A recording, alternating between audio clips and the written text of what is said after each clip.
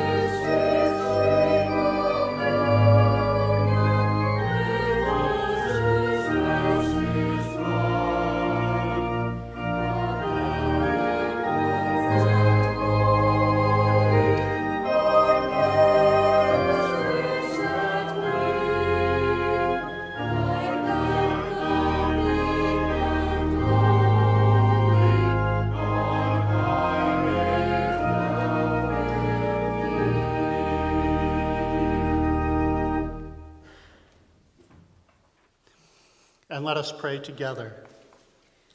O God of Abraham and Sarah and of our ancestors, be present with us as we remember and as we imagine who we are yet to become. Amen. Each Sunday we take time for a greeting as we reflect on those who we greet. Some we have known for a long time, and some we have met only recently. To all we extend God's love. The peace of Christ be with you. And also with you. Please greet one another with a wave.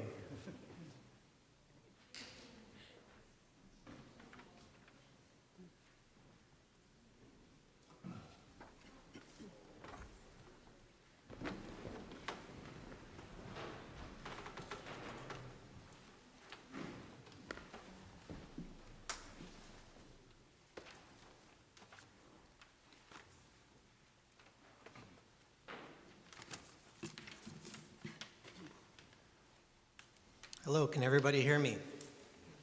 Yep.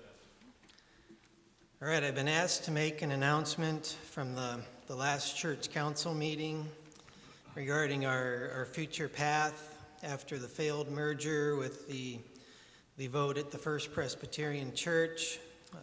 I apologize in advance. We don't have all the details worked out yet, but wanted to keep communication open, and let you know what we know at this point. There's not going to be a question and answer session today. This isn't the point of this, but just an announcement from the church council. So there's a prepared statement regarding a designated term pastor that I'm going to read. The United Church of Christ has two ways to call a pastor. One way is the traditional method that we have used in the past. This requires a search committee, preparing a profile, putting a profile on the UCC job website, interviewing candidates, and presenting to the congregation for a vote. The other way, used increasingly in recent years, is the designated term. The church council guides the hiring, calling process. The needs of the church are a result of member and church council meetings and discussions to prioritize what we want a pastor to do. A document is prepared, which is put on the UCC website. Potential candidates respond with their interests and questions. Church council interviews potential candidates. This leads to the church council selecting one who best meets the needs of the church. A contract covenant is extended to that person for a designated term, which may be approximately 2 to 3 years. The advantage is the designated term pastor may be offered a long-term position with approval by a congregational vote. The time frame for the designated pastor search is generally half as long as the traditional called pastor way. Today we look at our past, our present, and now our future. And just to summarize, I've got 4 bullet points. Church council has decided to move forward and hire a designated term pastor solely for our church. Church council will guide the hiring, calling process. A designated term pastor is hired for 2 to 3 years, and the designated term pastor can become a full-time pastor after a congregation vote. So church council will begin the process at our next scheduled meeting, which is scheduled for November 7th. At this meeting will be the Associate Conference Minister for the Illinois UCC, so we will get started right away. There will be communication and input between the congregation and church council on what are the main things needed in a new pastor. We do realize that time is of the essence, and we will be meeting multiple times per month to streamline the process. I'd like to thank Pastor Stewart in leading us in this direction, letting us know about this new type of a way to make this process go a little bit faster in getting a pastor. Thank you.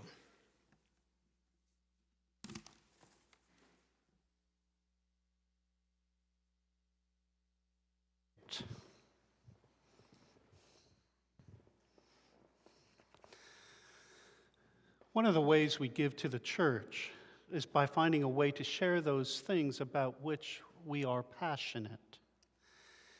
Today we experience the gift of those who love history. We receive the gift of singing from those who love to sing. And then back on the soundboard, we have those technology people who love technology. These are only 3 examples that are evident with today's service. Throughout the life of the church, people share their passions in so many ways. There is another truth.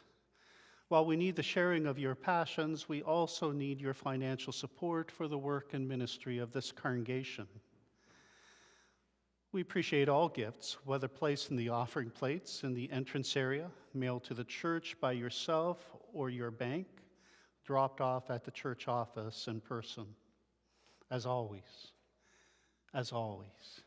thank you for your generosity.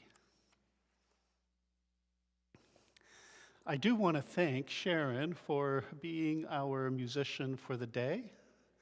Whenever I see her name appear on our schedule of musicians, my stress level drops because I know we have a competent, good quality musician who knows us and who knows our service. A reminder that next Sunday is Messy Church. It's the second of our experiments in trying to do church totally differently, and we go downstairs where we have worship and we have intergenerations coming together. We have food, we have education, and it all just meshes together.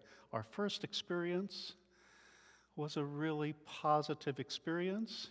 This was guided by our Board of Christian Ed, but again, we have been working at making it an alternative way of thinking about doing church and being church. You all are invited. And it's where you sit down in smaller groups, and everybody gets a chance to hear the wisdom from the other person. And the pastor is silenced. Are there any other announcements we have to share at this time?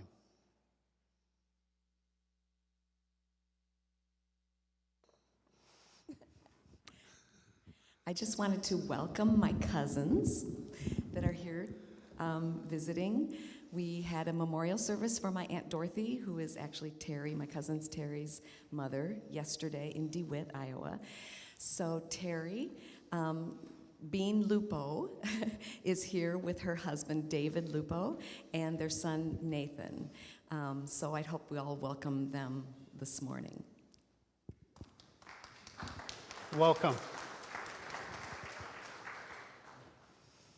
Any other announcements? Lenora. One moment, Lenora. A microphone is coming to you. No, Mary Larson is scheduled to have knee surgery Tuesday morning, and I know that you will want to keep her in your prayers. So Mary will be having surgery shortly.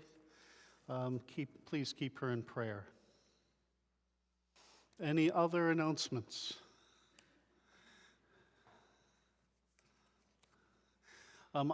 As I see a couple children coming into our midst, I do want to give you a heads up.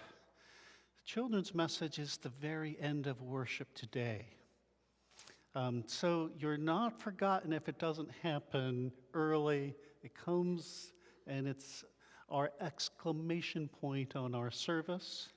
Angie is really happy to see you come because I was planning on being a child and I was going to be difficult. Following worship, all are invited downstairs for a time of fellowship, for coffee, for something sweet to share. The first lesson comes from Paul's letter to the Philippians. As he opens the letter, he's remembering good times with them, much like what the historical committee is doing today. Listen to Paul as he remembers. I thank my God every time I remember you, constantly praying with joy in every one of my prayers for all of you, because of your sharing in the gospel from the first day until now. I am confident of this, that the one who began a good work among you will bring it to completion by the day of Jesus Christ. It is right for me to think this way about all of you, because you hold me in your heart, For all of you share in God's grace with me, both in my imprisonment and in the defense and confirmation of the gospel. For God is my witness, how I long for all of you with the compassion of Christ Jesus. And this is my prayer, that your love may overflow more and more with knowledge and full insight to help you to determine what is best, so that on the day of Christ you may be pure and blameless, having produced the harvest of righteousness that comes through Jesus Christ for the glory and praise of God. And our second lesson, the gospel lesson, is part of one of those passages that none of us ever want to read because it is full of the begats and impossible names to say. Today, Sharon was supposed to be the liturgist. I think she should come up and read these, don't you? Well, the good news is that none of you know how to pronounce them either, so... But as we hear this partial list of the genealogy that Matthew records in his gospel, we note that genealogies are about remembering one's history. And in the case of the genealogies in the Bible, every one of the names has a story related with it. No fear, I'm not going to repeat any of those stories. So let us hear what Matthew records. An account of the genealogy of Jesus the Messiah, the son of David, the son of Abraham. And after the deportation to Babylon, Jeconiah was the father of Salathiel, and Salathiel the father of Zerubbabel, and Zerubbabel the father of Ebiud, and Ebiud the father of Eliakim, and Eliakim the father of Azor, and Azor the father of Zadok, and Zadok the father of Achim, and Achim the father of Eliud, and Eliud the father of Eleazar, and Eleazar the father of Mathan, and Mathan the father of Jacob, and Jacob the father of Joseph, the husband of Mary, of whom Jesus was born, the one who is called the Messiah. Here ends the reading of our lessons for the day. Thanks be to God who is still speaking.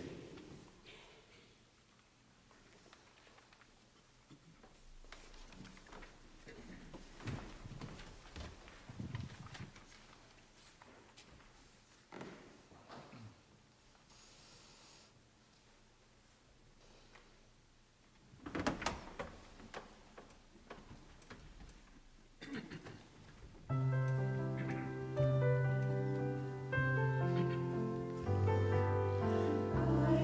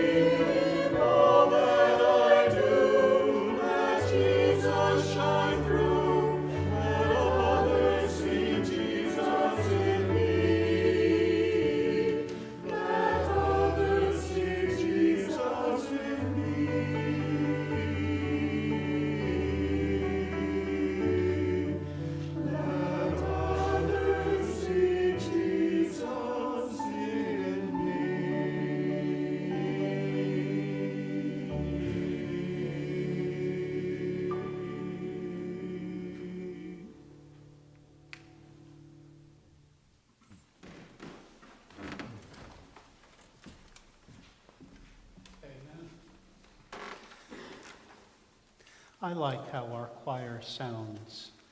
And I know that it's a sign of two things. One is it's about a choir that has nice voices that blend, but it's also about a choir director who knows how to select the pieces that fits with the choir. So thank you all. As we prepare to enter a time of prayer together, we heard the concern for Mary and prayers for Mary. Any other concerns or celebrations?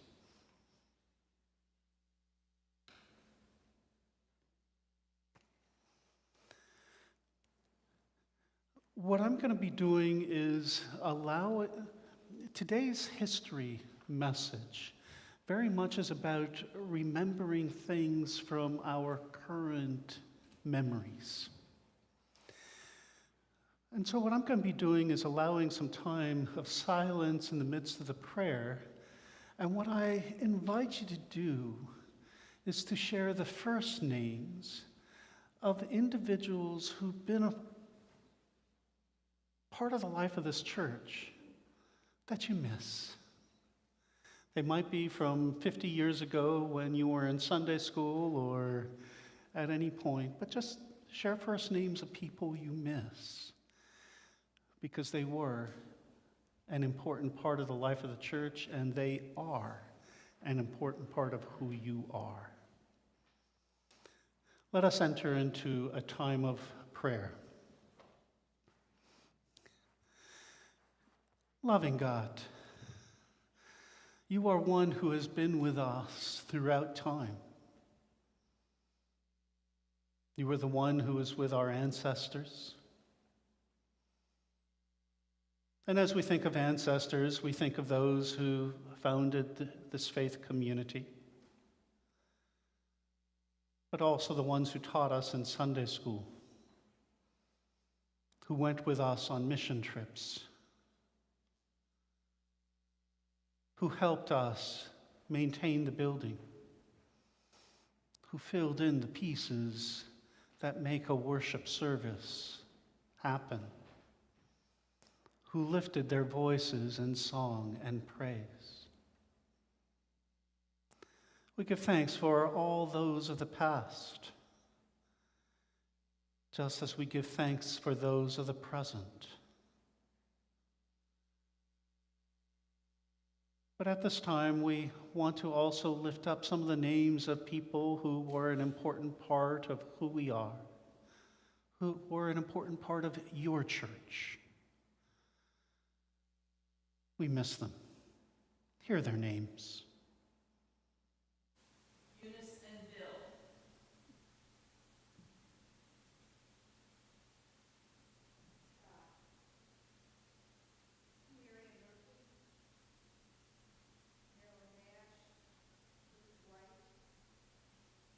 Jean Heller.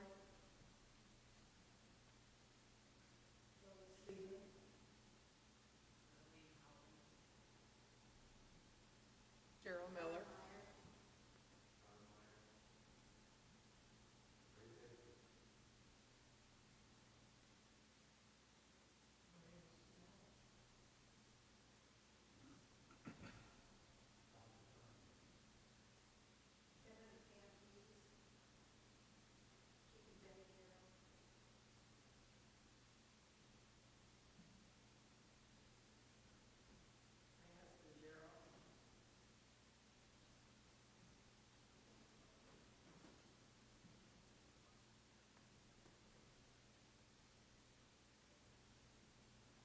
As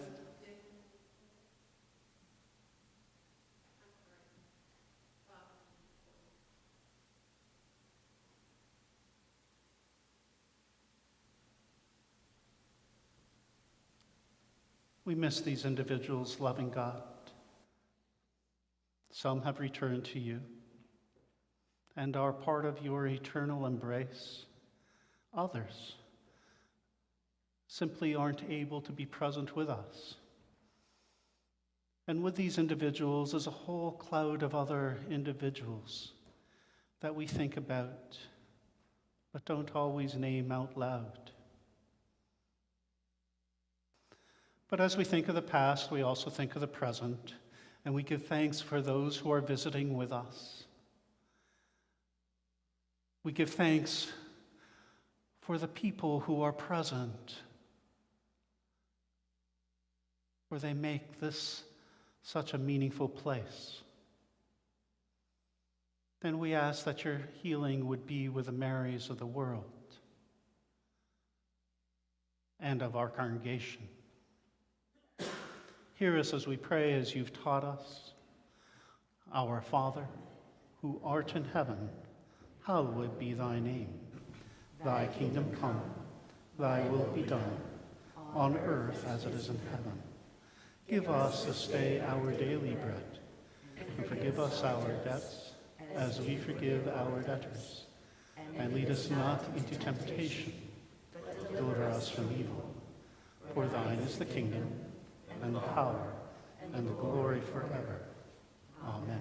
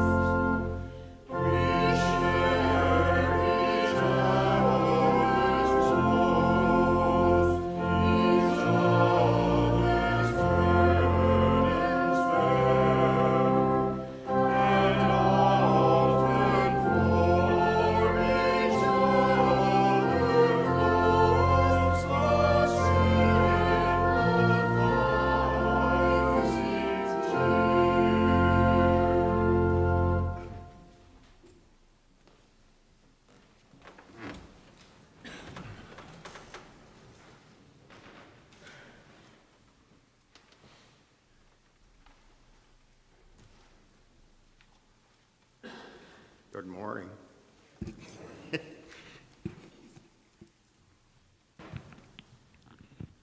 Today's a time for us to look back and honor those members of our congregation with over 50 years membership. Our historical committee was formed in 2010 with these members taking part. And you'll see a picture of us on the screen. Gib Cady, Mary Harris, Betty Hartman, Angie Snook, Lenora Pritchard, myself, and Pastor Bruce Berthold. Two members of the original committee, Gene Heller and Bill Bean, you'll see Gib and I holding pictures of Gene and Bill, have since deceased. And we have since added Betsy Olmsted and Diane Graham, who is a relative of the Cady family, to provide background information. Where's the pastor? Pastor, I'm getting kind of comfortable up here. I'm not running for pastor.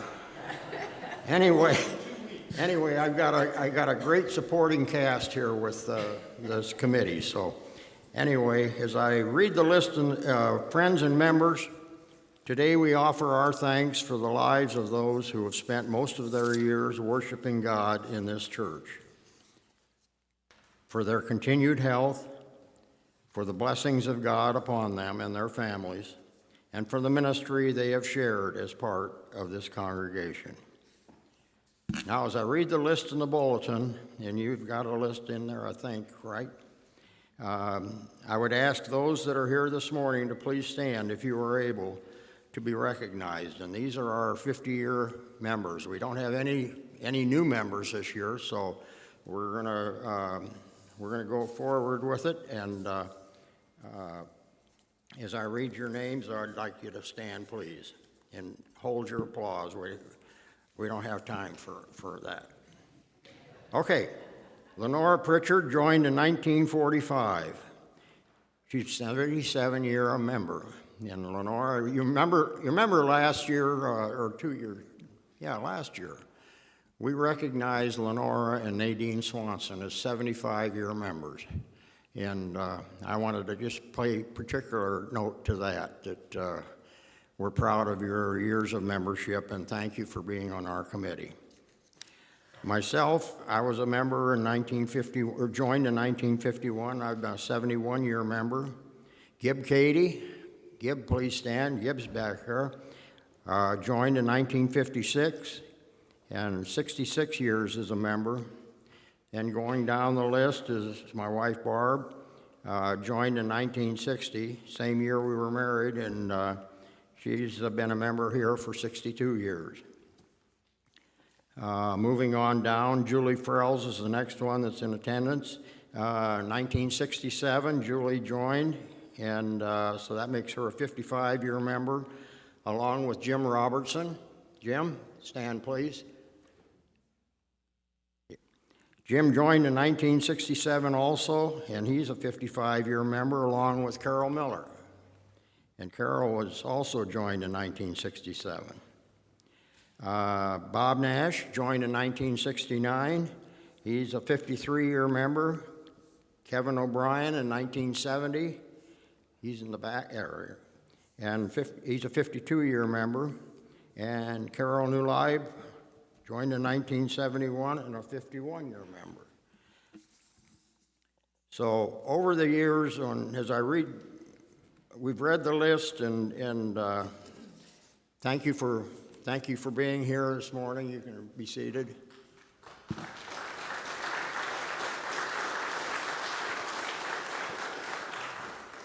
Over the years on Heritage Sunday, the Historical Committee has made presentations from the past, some of which I would like to review this morning. From 1986 to 2021, we've did skits and programs on the men of the church who had come here from Bergen, New York, and settled at Brandenburg's Tavern for a short time to select an area to locate Geneseo and purchase land for settlement. So twice in the past several years we've had this as a program. We took part in community activities in 1986 when we built a replica of the first tabernacle out here on the west lawn, just with logs and an old canvas from the wagon trains. We built that for the 150th anniversary of our community. And in 1975, we had a float in the 175th anniversary parade. So we've also, besides everything else, participated in community activities. We had Catherine Bartlett portrayal. Catherine was one of the original settlers. Dressed in costume one year, we had Ruth White put on a program for us, and Carol did the same thing a few years later. So we thank them for that. Our church structure and its changes over the years was our program in 2016. Our pastors and our other various church activities we had in 2017. You'll remember a cemetery tour we took in 2018 where we dressed in costume and walked around Oakwood Cemetery and did a program on that. Angie prepared a role of women that women have made in our church, our city, our state, and our nation. And that was our program in 2019. Heritage Sunday was canceled in 2020. There was none. Angie and the committee did 2 skits in 2021. One I've already mentioned when she talked about the honoring the 2 members for 75 years of membership. And another one was The Tale of Two Pandemics, at which time Angie talked about the Spanish flu of the 1920s, which was much like COVID, when it just almost completely wiped everything out. And then the COVID, of course, in 2020. Now, the Song of the Pioneers, which we will sing in a minute, was found at the Regional History Center at Northern Illinois University in DeKalb on a committee trip we took in 2018. Among the collection and writings of Ella Hume Taylor, who's a granddaughter of Roderick Stewart, one of our founding families. And it's really, it was something that we found, and we thought in the last 5-6 years or so, we've made that a part of our church service. So when we're singing Song of the Pioneers, that's where we found that, was up at Northern Illinois University. And since then, that whole collection has been moved to Western Illinois, and we hope to make a trip down there sometime in the next year maybe and see that collection that's down there. This year we thank our committee members for their recollections of yesterday, today, and tomorrow.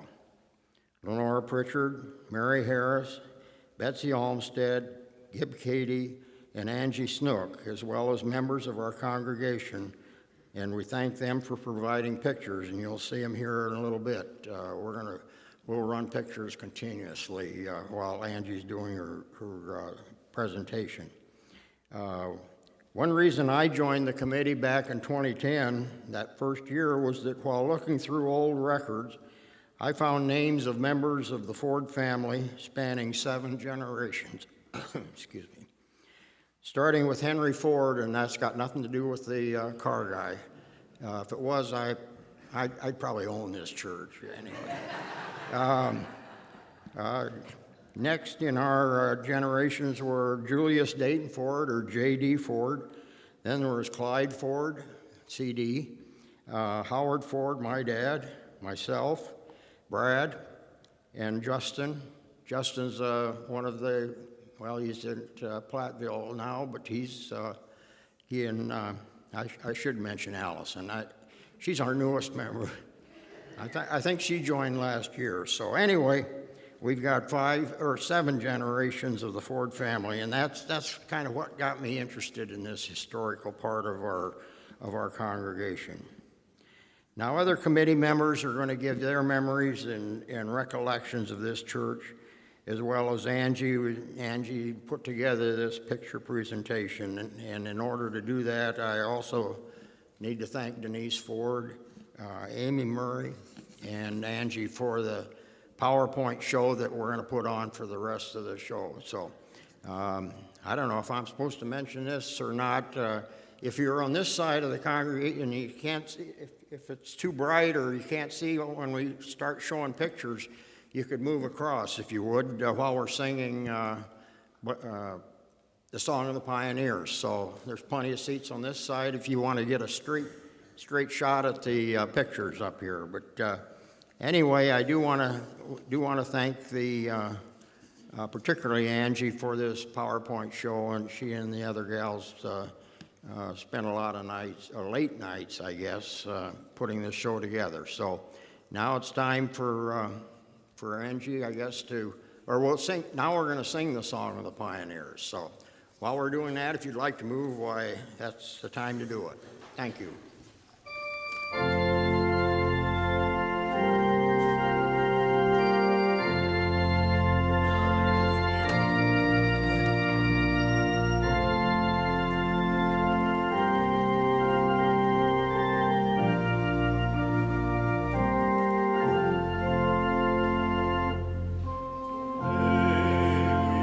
Welcome to our homes, the friends of honor.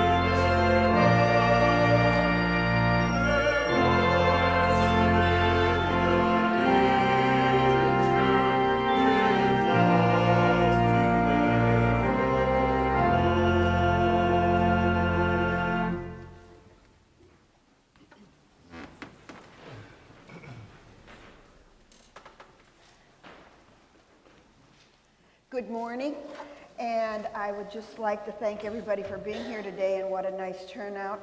And I have some children here that are very special, and I have a special program for you today. So each of us are part of the First Congregational Church, and we have existed for 186 years. I Googled like everybody else does. We don't use a dictionary anymore. What's the true meaning of heritage? It's God's love that is continuously in our heritage. We share it with our legacies. We share it with our ethics. We share it through witness and through our church. As heritage is something that is passed on from one generation to another generation to another generation, and those who will follow after us. Our theme today is yesterday and tomorrow, and I'm glad our tomorrows are all here. Emma and Hannah too. Our people that are speaking today, we started on this about a year ago. We started going through pictures and part of the history of our church, and we realized we were having way too much fun going through these. And people started throwing out stories. Oh, remember this, remember that. Remember when we hid our wine behind the curtains for the spaghetti dinner? Only in our church.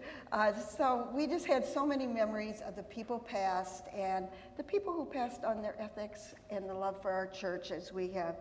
So as we did this, I decided about maybe 2 months ago, maybe you should come forward and share your stories. Betsy's been here since she was a little teeny tiny girl. Mary and Wes have been here forever, 40 years? And Gib Katie is the only one in our church that has 2 pastors that came before him. Lenore, again, she's been here, can I say forever? Yay, I got it right.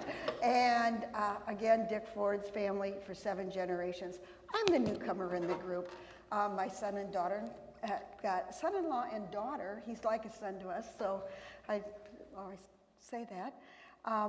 They came here 27 years ago, and that's how Mel and I got involved in the church and followed through with our grandchildren. So I made a deal with Gib today.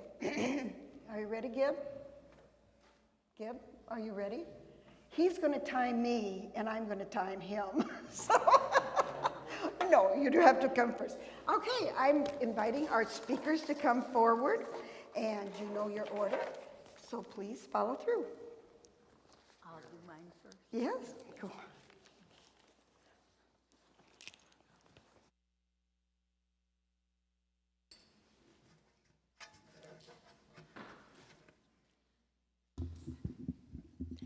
Is that right? Well, whoops.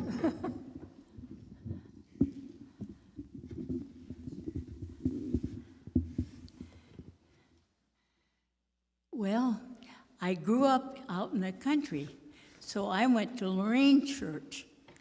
I thought at that time that there were only 2 churches, the Lorraine Church and the Catholic Church, because we lived among many, many Catholic friends and farmers.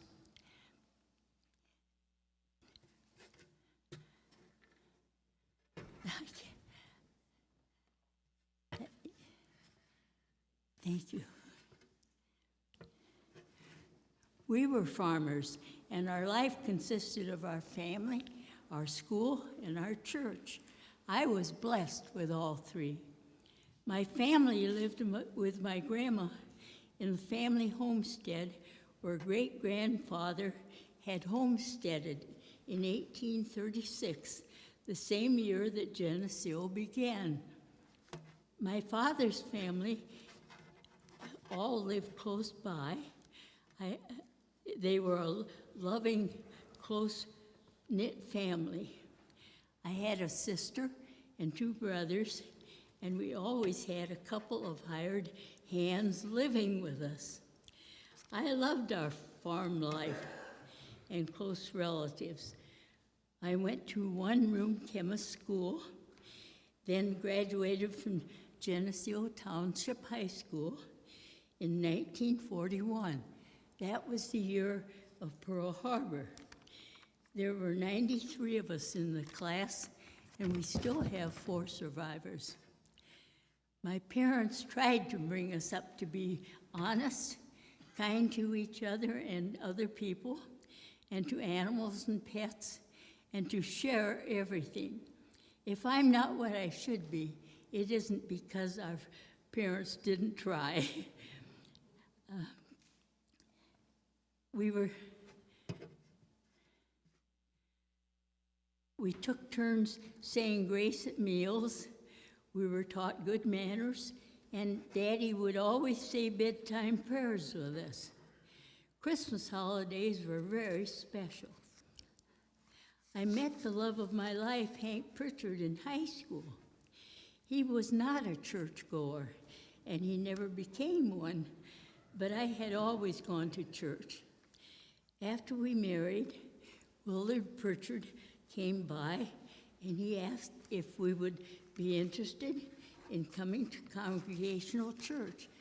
Almost every Pritchard in Geneseo belonged to that church.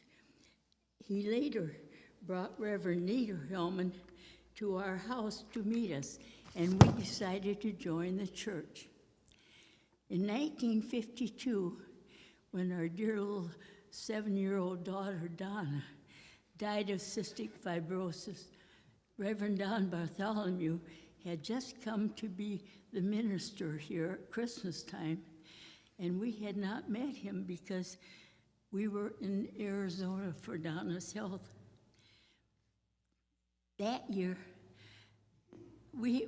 Don was such a great help to both of us, Hank and I.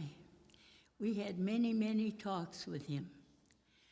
That year, Don asked me to help with Bible school, which I did. Then he asked me to teach Sunday school.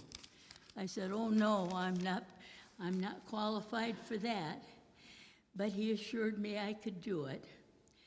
During the years I taught, I had 5th, 6th, or 7th graders, whichever the church needed a teacher for most. I learned along with the students. One year, we introduced the class to different denominations of churches.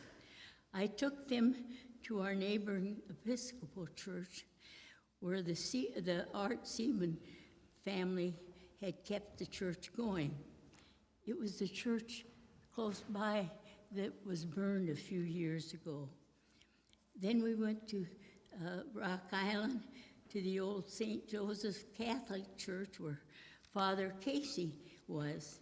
He had been the priest here at St. Malachy's when I was in high school, and I knew him personally, having attended St. Malachy's with my friends so often.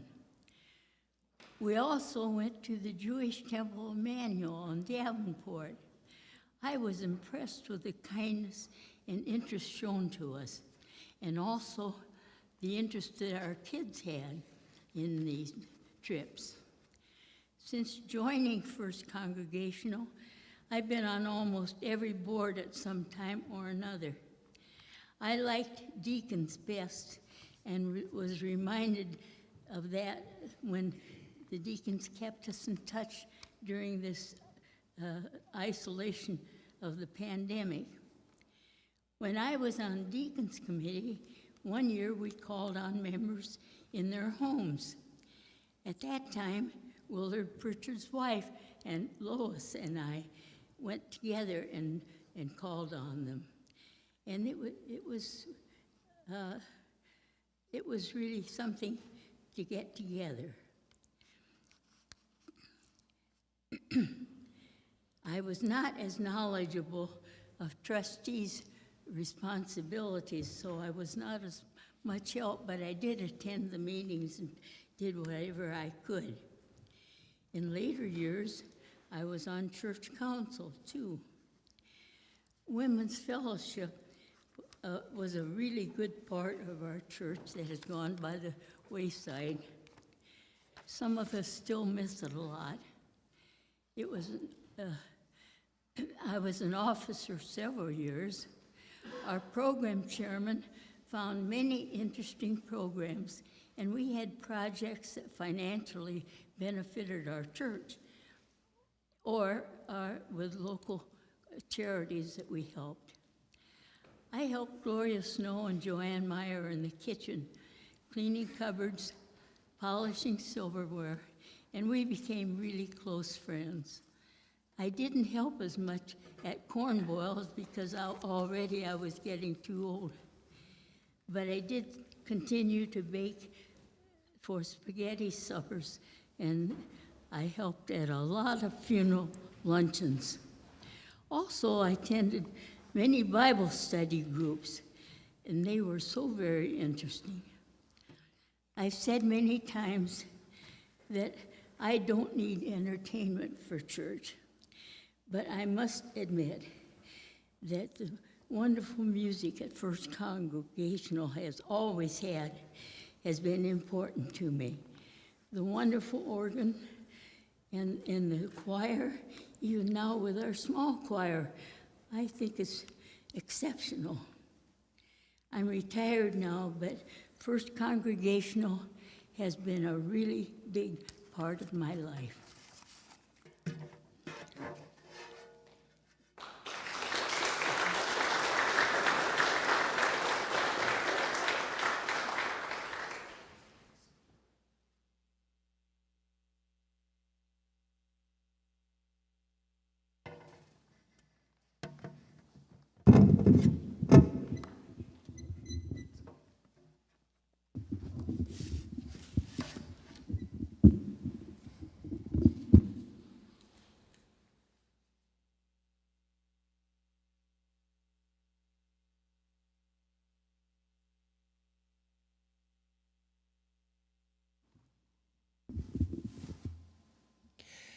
When we were first looking for a church to join, we did it by sending our daughter to Bible schools at churches around town.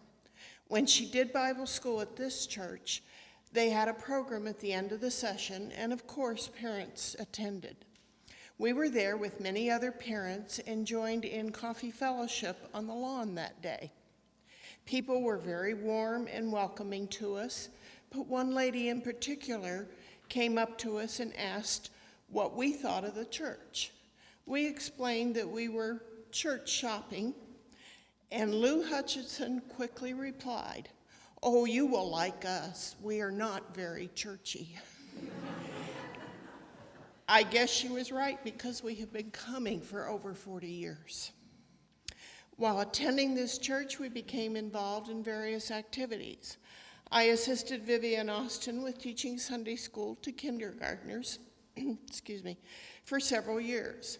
Wes and I co-chaired Christmas potlucks in the dining room, along with Hugo and Ellie Johnson and the Paul Johnsons.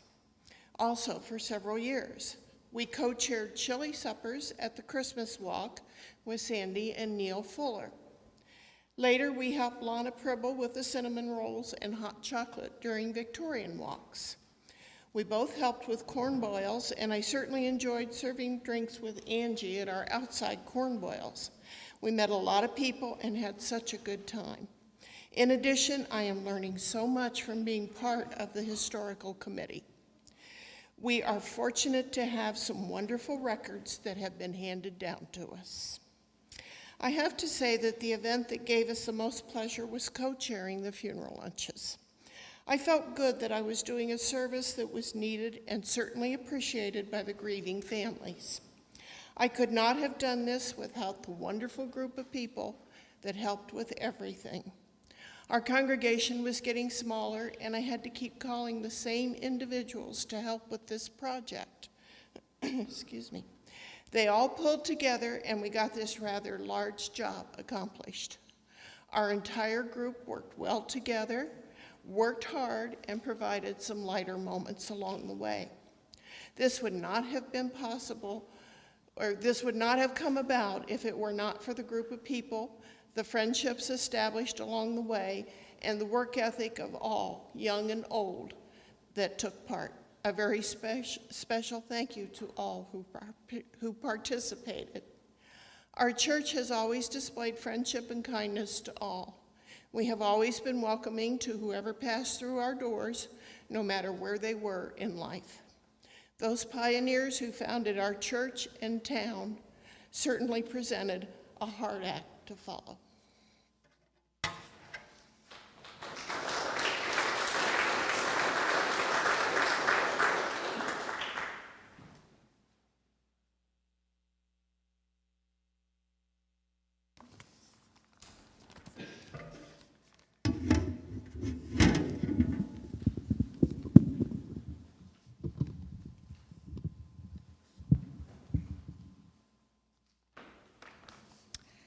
As a family member, we attended this church. As a young girl, I remember coming to Sunday school. My favorite teacher was Dick Ford. My dad was the treasurer of the church for many years. When he retired at the treasurer's position, my mother took over. Because of my true early years, I still attend this church because of the people I worship with and have fellowship with.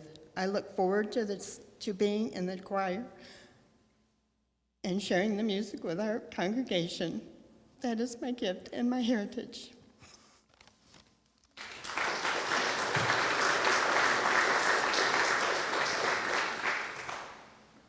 Travel time isn't in the 5 minutes. Thank you very much. It's a pleasure to be here this morning, and as you see in the bulletin, it says I've been a member for 66 years. But I want to point out the name has been here a little bit longer. At the beginning, it was Hiram Cady that came on foot and by horseback to this area. And since then, of course, there's been a lot of other things happen. Cady, with a team of horses, brought the the stone over here in the park with the plaque on it. Cady planted the first tree in the park, started the park. And since then, 2 Cadys have been ministers here. And so the name continues, but I got to tell you that the original bloodline of those original Cadys, which I am holding, when I die, it's gone. I have got first cousins with the bloodline, but I am the last Cady with the bloodline that exists. So when I'm gone, it's gone.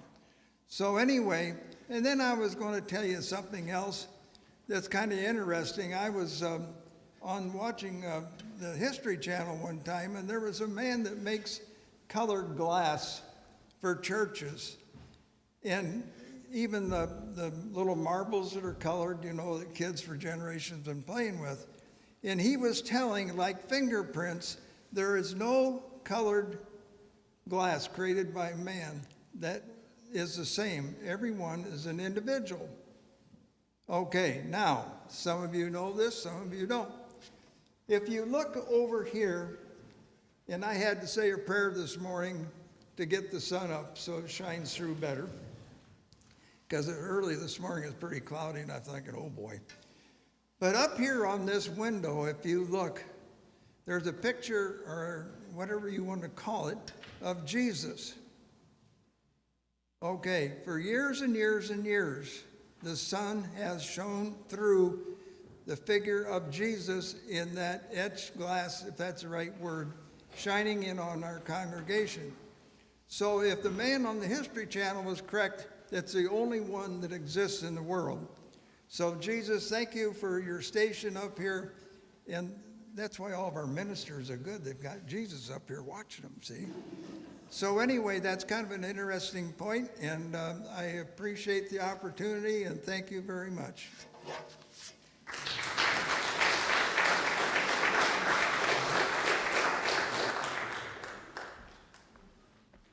Will the children come forward?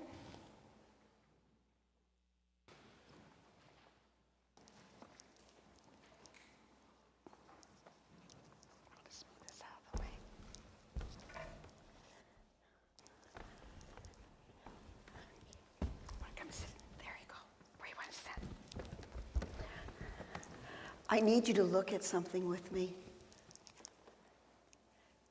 I think they're putting it up on the screen.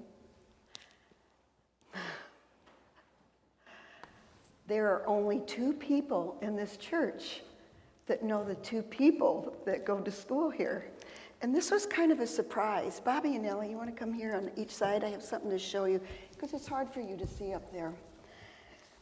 This is a little country school in Osco, Illinois. Can you sit here? And we had 1st, 2nd, and 3rd grade in one class, and 4th, 5th, and 6th in the big room. And we had 2 teachers, Mrs. Hawkren and Mrs. Carlson. And we went to school there in one school for 6 grades. Can you imagine doing that? No, we have our own classrooms. Now there's two people on here you might recognize. Look at the left-hand corner of the first row. Is there somebody in here that you might know who he is? Who do you think that is? No. Do you have a grandpa? Yeah. Yeah? Would you know? Do you know what? When I went all through school, I had a dear, dear friend. I didn't ever not know this person. And guess what his name was? Bobby Selman. Bobby Selman and I knew each other from the time we were born. And we're talking about yesterday, today, and tomorrow. And guess what? Yesterday, you know your great-grandma Kay. You might call her Gigi, I'm not sure. But she was a friend of my mom, Jerry. And Grandma Kay's husband, Laverne, was a friend of my dad, Robert. And so we've always known each other forever and ever. And then we went to high school. And you know what my sister and I did? For you who haven't figured out, the little girl sitting right above Bobby Selman is Angie Chilberg Snook. And right beside me is my twin sister, Anita. Well, we could never catch the bus on time. Your dad, Grandpa, lived out in the country. And we lived in town, Osco. And so frequently, more than we should have, we'd miss the bus and we'd call up your grandpa and say, Bob, can you pick us up and drive us to school? And guess what? Do you think he did? Yeah. Always. He always drove us to school. So we all grew up together and we all got to know each other. And then when Grandpa met your grandma, they had a special hog roast at the Grandpa's farm, his mom and dad's farm, and my dad roasted the hog. So we go back a long, long way. We talked about yesterday, and sometimes we think yesterday was just a memory. Did you do something yesterday that was special? Did you go anywhere, do anything? What did you do yesterday? My mom came home yesterday. Your mom came home. Oh, that's always special. When moms go away and they come home, that is wonderful, isn't it? You'll remember that forever. Tomorrow, has anybody said, what are you going to do tomorrow? Go to school. Go to school, just like we went to school. And are you looking forward to it? Does mom tell you or dad tell you sometimes what you need to do and get ready for the next day? No. No, you don't have to pick out your clothes. No. No, you don't have to. How about you, Al? Do you have to? No. Well, tomorrow's, we really never know what's happening. And I remember living in the country as a little girl. You know what we hoped for? A snowstorm. Because when you live in the country in a small area, if you get a big snowstorm, you do not have school the next day. But do you think we could wish for that every day? No, we couldn't, could we? At one service, my grandpa told me there was a 16-foot snowstorm. A 16 feet snowstorm, Bob? Did I miss that one? Anyway, we learn from our yesterdays. We live for our todays. Anything special you're going to do today? No. You're lucky, and we have hope for tomorrow. And you, Hannah, Emma, you are all our tomorrows. And as we've talked about our church and all the changes, we're going to have tomorrows too that are going to be lots and lots of fun. And as we look through our pictures today, how many people here, it brought back great memories of all the fun and all the adventures we've had in this church. And as you all talked about the people that you remember, as you saw these memories, did it bring back even more memories? I saw a few people with some tears. I saw people smiling. And so our church has been very blessed with 186 years. There's a special prayer, and I'm going to say it. And would you say it? If I say it first, will you say it after me? Thank you for yesterday. Thank you for yesterday. Be with us today. Be with us today. and guide us through tomorrow. and guide us through tomorrow. Shall we ask everybody out here to say it with us too? Do you think those big people could do it? Okay. Thank you for yesterday. Be with us today. And guide us through tomorrow. Amen. The learn from yesterday, live from today, and hope from tomorrow.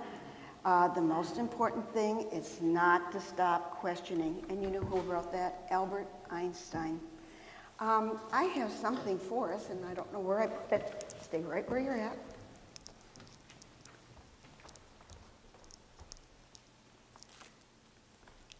Hannah and Emma, would you like to come and get one too? There's something for you.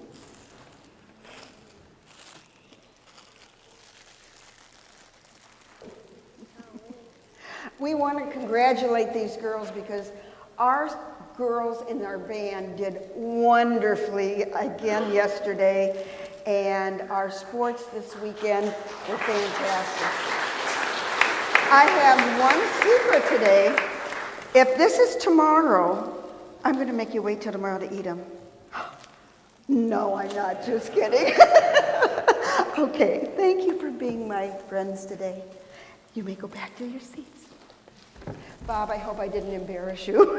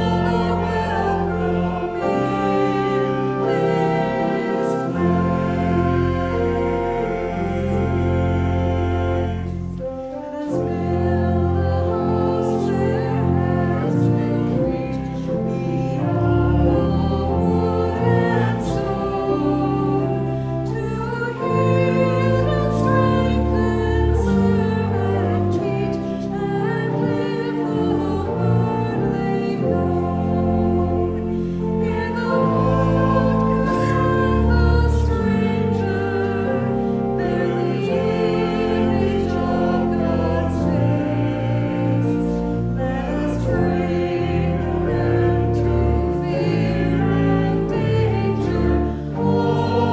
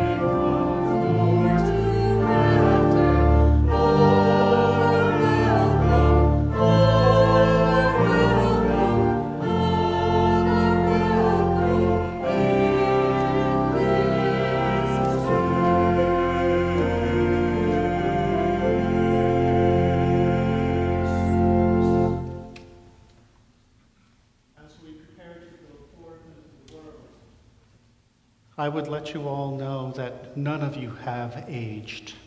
You all look young. And let us go forth as people who both remember, who take pride in our history and who we are, but also as we create a living church for tomorrow. And may God bless you and keep you. May God's face shine upon you and be gracious to you. May God look upon you with kindness and give you peace. And P.S. I want to thank the Historical Committee for all of their time, their energy, for putting this together. Thank you.